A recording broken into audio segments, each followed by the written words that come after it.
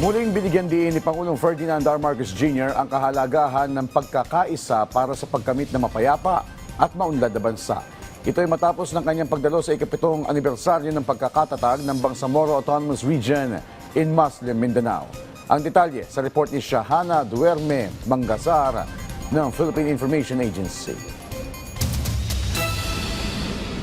Hinikayat ni Pangulong Ferdinand Marcos Jr. ang mga Pilipino na palaging piliing magkaisa upang maisulong ang magandang bukas para sa bagong Pilipinas.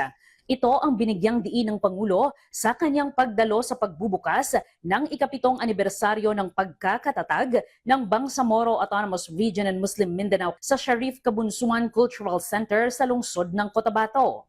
My fellow Filipinos, we must stand as guardians of the progress that we have made through peace. Let us always choose unity and cooperation over division. Giit pa ng Pangulo, mahalaga ang pagtutulungan sa paghahatid ng makabuluhang serbisyo publiko. Over the past years, we have witnessed the changes and gradual development of BARM.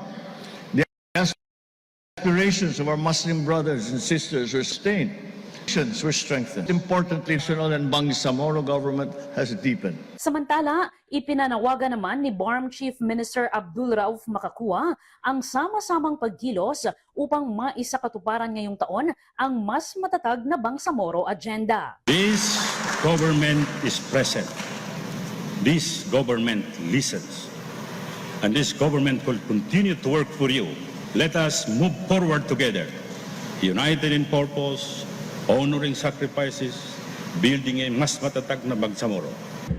Mula dito sa lungsod ng Cotabato sa Bangsamoro Autonomous Region and Muslim Mindanao, para sa Integrated State Media, Shahana Duerme Mangasar ng Philippine Information Agency, Socsargen.